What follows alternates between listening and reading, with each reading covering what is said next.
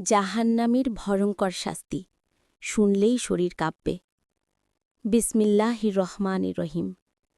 প্রিয় দর্শকবৃন্দ, আজ আমরা এমন এক জায়গার কথা বলবো যার নাম শুনলেই ফিরেশতারা পর্যন্ত কেঁপে ওঠেন, আর সেটি হল জাহান্নাম। আল্লাহ তাআলা পবিত্র কোরআনে বলেছেন, জাহান্নাম এমন এক স্থান যার জ্বালানি হবে মানুষ ও পাথর।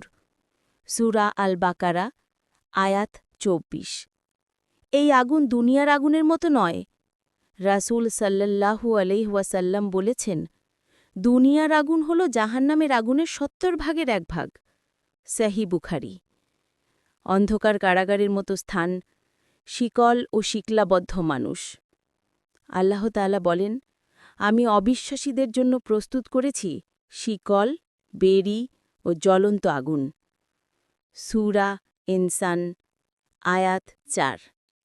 জাহান্নামে মানুষদের শিকল দিয়ে টেনে আনা হবে। তাদের মুখে ঢালা হবে ফুটন্ত পানি, যা তাদের নাড়ি ভুঁড়ি পর্যন্ত গলিয়ে দেবে। তাদের পানীয় হবে ফুটন্ত পানি ও রক্তের মতো পুঁজ। সূরা আল মুহাম্মদ আয়াত ১৫। এই শাস্তি শুধু এক মুহূর্তের জন্য নয়, বরং তারা বলবে, হে আমাদের প্রভু, আমাদের এখান থেকে বের করো। কিন্তু তখন বলা হবে, তোমরা চুপ করে থাকো, আর কখনো ফিরবে না। ভাই ও বোনেরা, এই ভয়ঙ্কর স্থান থেকে রক্ষা পেতে হলে আজই তাওবা করতে হবে, সৎ কাজ করতে হবে, নামাজ কায়েম করতে হবে, আর আল্লাহ ও তার রাসূলের আদেশ মেনে চলতে হবে। আল্লাহ আমাদের সবাইকে জাহান্নামের আগুন থেকে হেফাজত করুন। আমিন।